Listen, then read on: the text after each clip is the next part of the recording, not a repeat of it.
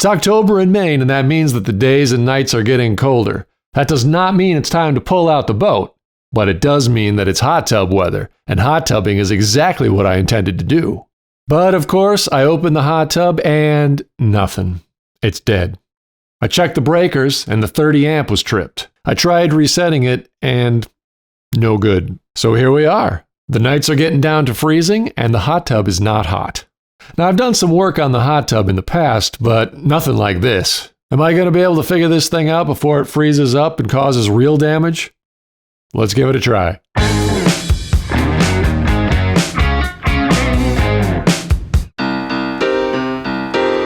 Most hot tubs have a 30 amp and a 20 amp breaker. When I would turn the 30 amp on, it would automatically trip off. At this point, I'm disconnecting the circulator pump from the circuit board.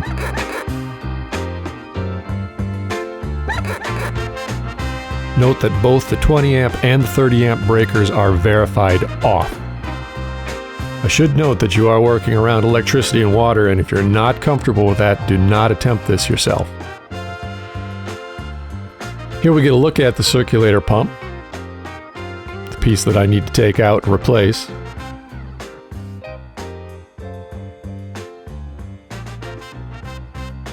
If you're interested in more information about the troubleshooting steps to get to the point of identifying the circulator pump as the problem, let me know down in the comments, and I'll make another video about how I came to that conclusion.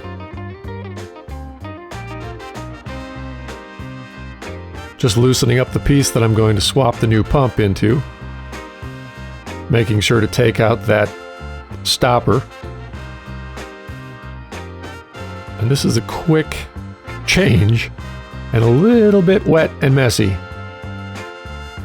I kind of forgot about the pump back behind me for a second. It's a good thing I took that stopper out and didn't drop it on the ground because I needed it to plug that hole. The vinyl tubing in this hot tub is getting a bit old and brittle because of all the chemicals and should be replaced. I got that on the docket for some time, probably next spring. But for those of you that were wondering, that's why I didn't take something like a vice grip and clamp down on that vinyl tubing. It's just too brittle to be able to do that.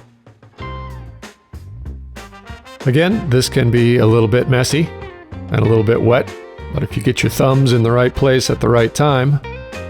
Unfortunately, this little plug was a little hard to get out.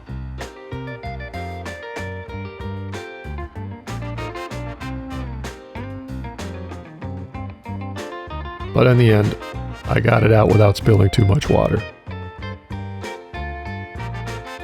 And that's basically it for swapping the pump in. As I said, it's a little bit messy, but all in all, not a difficult job. Putting the pump back into place.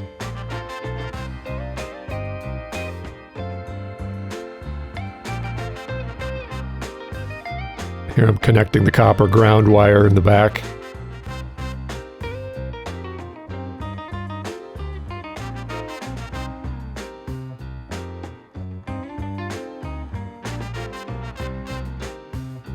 And here I'm securing it to the base.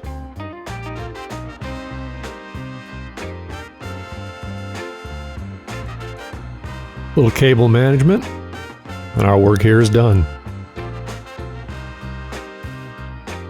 Back up top to the circuit board, putting the cable stop strain release back onto the new pump and threading it through the proper hole. If you find this video helpful, strike a like, leave a comment, subscribe to the channel. I'd really appreciate it. And once it's in, it's basically just the reverse of taking it out.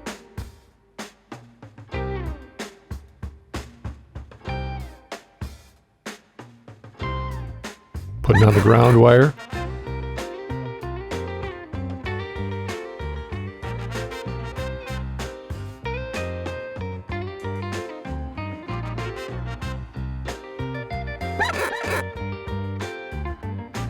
And connecting the hot and neutral.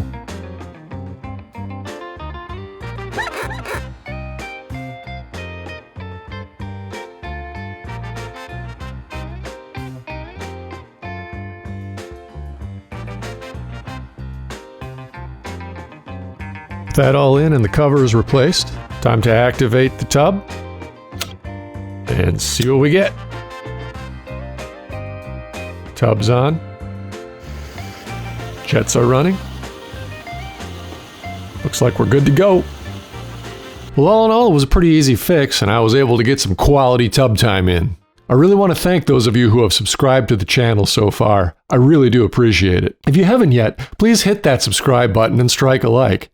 Give me a comment below and let me know what you think about the channel so far. I really value your feedback. Until next time, I'm Maine Jason. Get out there and give it a try.